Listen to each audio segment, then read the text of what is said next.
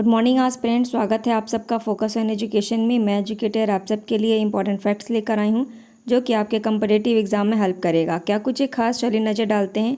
आज 15 जून 2021 है। जो इंपॉर्टेंट पॉइंट है उसे लिख करके ज़रूर याद कर लीजिएगा और रिवाइज करते रहिएगा। चलिए आते हैं हम अपने फर्स्ट पॉइंट पर। वो क्या है, किस कंपनी ने गेम स्टूडियो बिग बॉक्स को VR खरीद लिया। तो ये किसने खरीदा है, ये आपके ख़रीदा गया है फेसबुक के द्वारा। याद रखिएगा, इम्पॉर्टेंट पॉइंट है। नेक्स्ट पॉइंट क्या है, लवलीना बोर्गोहेन ओलंपिक के लिए क्वालिफाई करने वाली किस राज्य की पहली महिला बन गई है। इम्पॉर्टेंट है, अगर कोई भी पहला होता है तो आपको पता होना चाहिए। ये क्या है, असम। असम से पॉइंट एक और याद रखना है, वो क्या है कि असम जो है अब वो 3rd स्टेट बन गया है किसमें, नेशनल पार्क के लिए। तो ये पॉइंट इम्पॉर्टेंट है, इसे ज़रूर याद रखिएगा। चलिए आते हैं अपने नेक्स्ट पॉइंट पर। ये क्या है, ये है 8वां अंतर्राष्ट्रीय नाइट्रोजन पहला सम्मेलन का आयोजन कहाँ किया जा रहा है। तो 8वां एडिशन कौन सा है, 8वां, और क्या है ये, अंतर्राष्ट्रीय यानी इंटरनेशनल नाइट्रोजन पहल। तो इसका जो अध्यक्ष है, अध्यक्षता या आयोजन है, वो किसके पास है, वो आपके जर्मनी के पास है। इम्पॉर्टेंट है, ये वेरी इम्पॉर्टेंट है। हो सकता है एडिशन पूछ ले आपसे, या हो सकता है ये कहाँ पे आयोजित किया जा रहा है वो पूछ ले। नेक्स्ट पॉइंट क्या है कि किस राज्य ने जल जीवन मिशन के लिए 10870 करोड़ रुपए आवंटित किया है। तो ऑफकोर्स ये यूपी गवर्नमेंट ने किया है।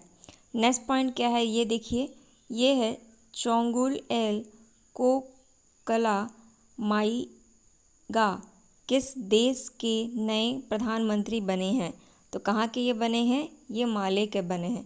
तो ऐसे ऐसे नाम भी हैं कि याद नहीं होगा, लेकिन चोंगू जैसे हम लोग कहते हैं चोंगू, तो वो याद रखिएगा। माले कैसा, मतलब वहाँ के PM कैसे, चोंगू हैं, ठीक है। बट जस्ट फॉर फन, मैं सैटराइज कुछ वैसा नहीं कर रही हूँ, just for fun to remember the difficult name. Okay, तो आपको याद रखना है। और माले कहाँ पे है, तो अफ्रीका कॉन्टिनेंट अगर आप देखोगे तो वेस्टर्न पार्ट में देखोगे तो आपको आराम से मिल जाएगा। बहुत बड़ा, छोटा सा नहीं है, बड़ा ही है।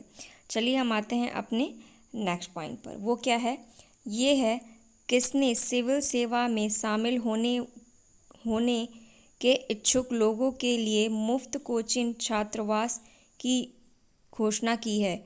तो ये किसने किया है, सोनू सूद ने किया। आपको पता है सोनू सूद अभी पंजाब गवर्नमेंट के लिए टूरिज़्म और जो जागरूकता है कोविड से रिलेटेड उनके लिए वहाँ के ब्रांड एम्बेसडर के रूप में चुने गए हैं। तो इसलिए इनका नाम याद रखिएगा। बहुत सारे स्कीम्स इन्होंने चलाए हैं।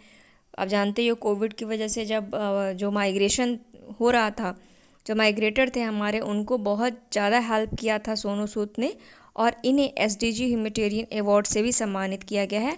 और इनकी बुक का नाम बिल्कुल नहीं भूलेगा, आई एम नॉट ए मसीहा, ठीक है। चलिए आते हैं अपने नेक्स्ट पॉइंट पे। ये क्या है, ग्लोबल विंड एनर्जी काउंसिल के अनुसार भारत 2021 और 25 तक पवन ऊर्जा यानी विंड एनर्जी की कितनी क्षमता को हासिल कर लेगा या स्थापित कर लेगा। तो याद रखिएगा, कितना कर लेगा आपका, ये है 20 गीगावाट, ठीक, इम्पॉर्टेंट है। चलिए आते हैं अपने नेक्स्ट पॉइंट पर। ये क्या है, ये है आपका, ये है प्रथम पोर्टल किस राज्य द्वारा लॉन्च किया गया है। तो ये इम्पॉर्टेंट है, याद रखिएगा। सॉरी, राज्य कह रहे, मंत्रालय। तो ये किस मंत्रालय द्वारा किया गया है, ये पॉइंट आपको पता होना चाहिए। शिक्षा मंत्रालय द्वारा, जिसे हम HRD कहते हैं। अब इसे नया नाम दे दिया गया है शिक्षा मंत्रालय। किसके पास है, निशंक जी के पास है। और अगर आपसे इसका फुल फॉर्म पूछेगा तो याद रखिएगा क्या है, project appraisal budgeting achievement and data handling system. Next point क्या है, किस मंत्रालय ने नमस्ते योगा मोबाइल ऐप लॉन्च किया है। तो ऑफकोर्स इस तरह का काम हमारी आयुष मंत्रालय के द्वारा किया जाता है। आप कंफ्यूज खा सकते हैं, स्वास्थ्य मंत्रालय दे देगा तो याद रखिएगा, इसलिए आयुष मंत्रालय।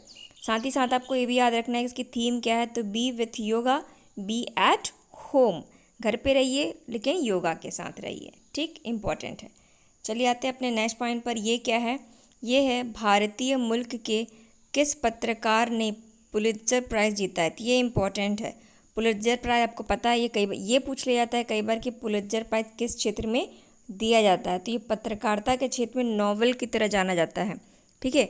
और इस बार जो है इंडियन मुल्क की एक फीमेल है जिन्हें मिला, इनका नाम क्या है? मेघा राजगोपालन। तो याद रखिएगा मेघा, आप राजगोपालन से मत कंफ्यूज कीजिएगा कि ये मेल है, ये फीमेल है, ओके। नेक्स्ट पॉइंट क्या है कि कौन से देश संयुक्त राष्ट्र सुरक्षा परिषद यानी UNSC यानी यूनाइटेड नेशन सिक्योरिटी काउंसिल के लिए 2022-23 के कार्य के लिए अस्थायी यानी नॉन परमानेंट मेंबर सदस्य के रूप में चुना गया है। तो ये कौन कौन है याद रखिएगा, ये 5 हैं आपकी। एक है अल्बानिया, एक है ब्राज़ील, एक है घाना, एक है गैबन और एक है UAE। ये 5 को याद रखिएगा। क्या इंडिया है इसका मेंबर? नहीं, इंडिया परमानेंट नहीं है बट नॉन परमानेंट है और 8 टाइम इंडिया इसमें चुना जा चुका है।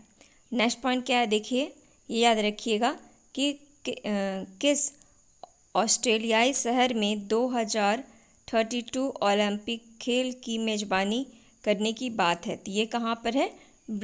ब्रासबेन में है। चलिए आप मैप में हम देखते हैं कि ये ब्रासबेन है कहाँ पर।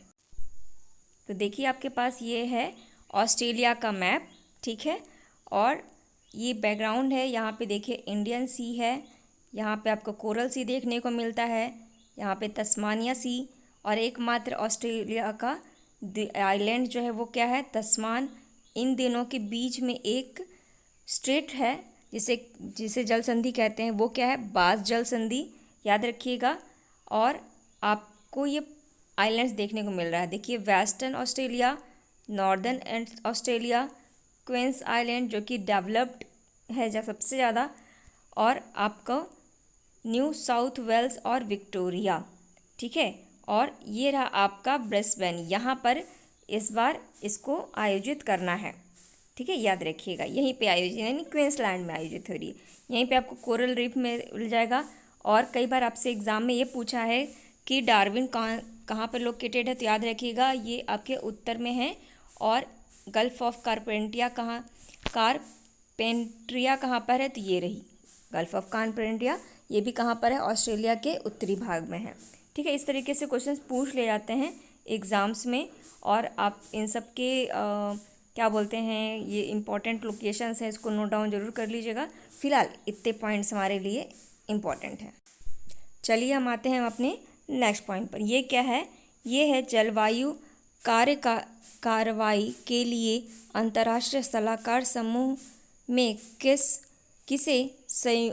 किसे नियुक्त किया गया। तो ये कौन है? सुनीता नायरन हैं जिन्हें कि चुना गया। तो सुनीता नाम इजी है, इंडियन नेम है, तो आपको इजीली याद रहेगा, ठीक है। इस पॉइंट को याद रखिएगा। नेक्स्ट पॉइंट है ये काफ़ी इंपॉर्टेंट है। ये है आपके फ्रेंच ओपन 2021 का फीमेल यानी महिला एकल टेनिस खिताब किसने जीता। तो इनका ये पहला है। और ये डबल मतलब मिक्स डबल वाले में, जैसे इसमें सिंगल होता है, डबल होता है, फिर मिक्स होता है, इसमें मेल और एक फीमेल होते हैं। तो इन्होंने डबल में तो जीता था बट सिंगल कभी नहीं जीता। तो इनका पहला सिंगल फ्रेंच ओपन है। इनका नाम क्या है? बारबोर क्रेजिकोवा। तो इनका नाम याद रखिएगा। और ये कहाँ की हैं? ये रसिया से बिलोंग करती हैं। इम्पॉर्टेंट है। ये कल ही मैच हो गया था बट आज इंडिया का मतलब क्या बोलते हैं, परसों ये मैच हो गया था, लेकिन मेल का नहीं हुआ था। अभी मेल का भी हो गया है, तो इसलिए मैं सारे डिटेल्स में लेकर आई हूँ, ठीक है। चलिए अब हम जानते हैं फ्रेंच ओपन के बारे में। तो फ्रेंच ओपन सबसे फर्स्ट टाइम कब खेला गया था? तो ये डेट याद रखिएगा, ईयर ये है आपका, ये 1891 में पहली बार खेला गया था। सिर्फ मेल खेलते थे। फिर 1897 के अंदर, ये देखिए 1897 के अंदर फीमेल को भी इंक्लूड किया गया इसके अंदर, ठीक है। हो सकता है आपके एग्ज़ाम में पूछ ले। और इसमें सिर्फ फ्रेंच के लोग खेलते थे, लेकिन फिर नॉन फ्रेंच मतलब अदर वर्ल्ड्स के भी इसमें आने लगे। कब से? ये 1925 से आने लगे। और इसी को हम रोलैंड रोस स्टेडियम में खेला गया था 1928 में और इसीलिए फ्रेंच ओपन का एक और नाम है, क्या नाम है, रोलैंड गैरोस इसका नाम है। चलिए कुछ अदर इम्पॉर्टेंट फैक्ट्स पर हम नज़र डाल लेते हैं। Thank you आस्पिरेंट।